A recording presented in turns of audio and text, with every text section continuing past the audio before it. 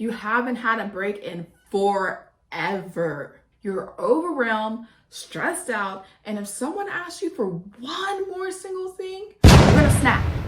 You need a break. You need some time to yourself without anyone asking you for a single thing. And I know exactly how you feel, and I know exactly what you need. Hi, I'm Ree from Mind Body Spirit Bliss, and I'm here to teach you how to make time for the things you love.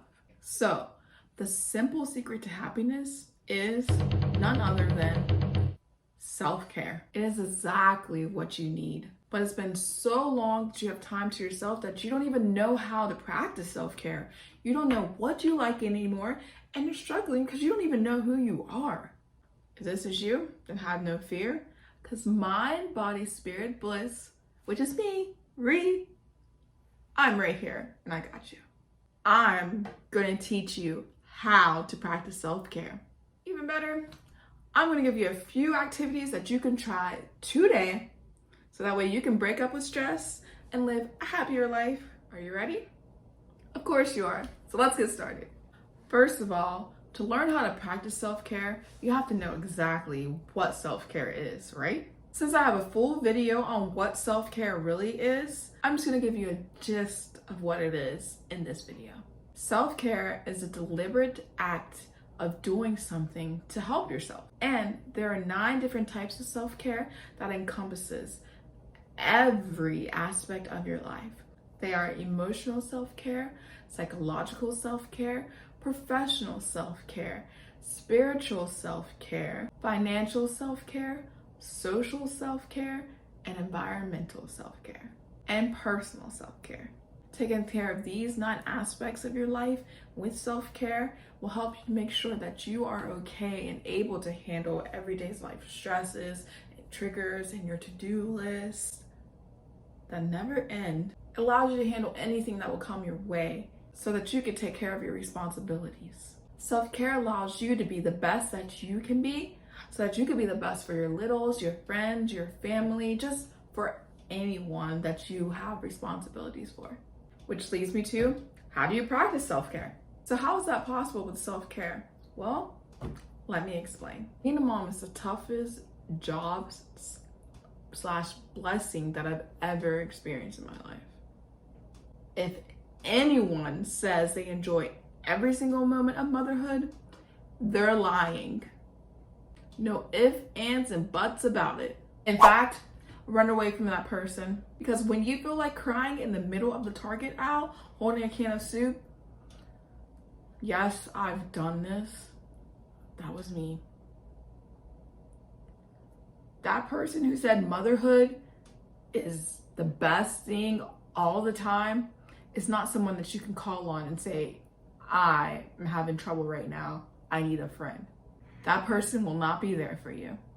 Now, with that warning out of the way, let's get into how you can practice self-care.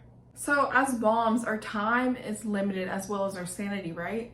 We give everything we have to our spouses, our children, our bosses, our friends, that we barely don't have anything left to give to ourselves. And this is why self-care is so freaking important. It is the secret to happiness for you right now. So to practice self-care, you have to first identify your emotions. You need to figure out if you're angry, you're hungry, you're overwhelmed, you're stressed out, your spouse is annoying you, you're lonely, whatever emotion you are feeling, you have to identify that first. Once you have that emotion identified, then you have to go back and figure out like what caused this? Like, why am I angry? Why am I sad? Why do I feel lonely? And you'll be surprised at what that answer is. Sometimes when I'm angry, it's because I'm hungry. Nobody did anything to me. I'm just hungry. Or sometimes when I feel lonely, it's because I didn't have any sleep. It's not because my husband's not there or anything. It's just because I need more sleep. So once you identify what caused that emotion, then guess what? you correlate that emotion to the specific type of self-care that I mentioned earlier. So like I said, sometimes when I'm angry, no one's made me angry, I'm just hungry. So hungry goes to physical self-care. So I need to practice eating better, nourishing my body. Sometimes my self-confidence is low, and that correlates with personal self-care. So maybe I'll say affirmations to make me feel better. Once you correlate your emotions, identify what caused it, and then correlate that to the aspect of self-care, and then finish it up with an activity, you, my friend, have just practiced self-care. So let me break this down so it's a little bit more simpler. Let me think. The other day, I was really like snippy with my husband. Basically, I didn't know where it was coming from, but I could tell we were both annoyed, like we couldn't communicate properly. And so I had to sit down and I actually had to like think about it. I had to identify like what was I actually feeling. And I felt overwhelmed really. And then I sat down, I had to think, well, what's causing that? And then I realized I didn't feel well. Like my stomach was hurting. I was cramping, I had a headache, my nose was starting to run, like I literally was getting sick.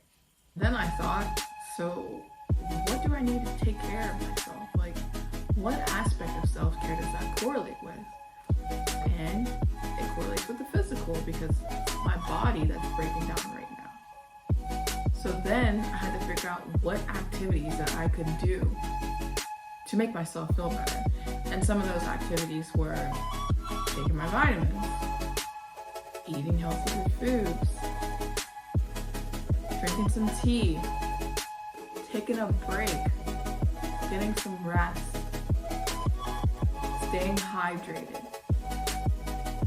And then guess what? Once I got better, once I figured out what was really going on, I sat down and this was big of me. I apologized. Don't. Yes, I actually apologized. I'm growing, so I know it's like, oh yeah, you should apologize if you're feeling that way, but I'm still growing. I'm getting there. I'm learning how to be a better wife, and that's just keeping it real. But I did apologize, and I feel better, honestly. I was able to take care of myself, and that way I was able to help others. I was able to not be as snippy with my husband anymore. I was able to focus on my kids more because I got the rest and the energy that I needed to help take care of myself. But because I never want to leave you hanging, I want to provide you with a list of self-care activities that can help you. So, some physical self-care activities. Sleep. I love sleep. If I don't get enough sleep, I am cranky. Stretching, eating healthier foods, and relaxing. Emotional self-care activities. Compassion, showing gratitude, forgiveness, and stress management. Some social self-care activities. Setting boundaries, asking for help, communicating, and using positive social media. Some spiritual self-care activities are meditating, spending time alone, journaling, and connecting with the higher spirit, whatever you believe in. Some personal self-care activities are hobbies, self-love, knowing yourself, and honoring your true self. Some environmental self-care activities are safety, organizing your space, decluttering, cleaning up. Some financial self-care activities are budgeting, money management, paying your bills, and creating a savings. Some professional self-care activities are having a professional workspace, having a positive workspace, setting work boundaries, learning so that you can stay on top of your job, and taking breaks. Some psychological self-care activities are saying no, going to a museum, reading a book, self-reflecting. Now that you know self-care activities for the different types of self-care, which one are you going to try first? Let me know in the comments. As you can see, there's so much more to self-care than putting on makeup, shopping, or taking a bath or eating chocolates. Self-care encompasses everything about you. And when it's done right, it is your secret to happiness. If you like this video, give it a thumbs up. And if you would like to learn more about this topic, subscribe to my channel and hit that notification bell so that way you're notified anytime I post a new video.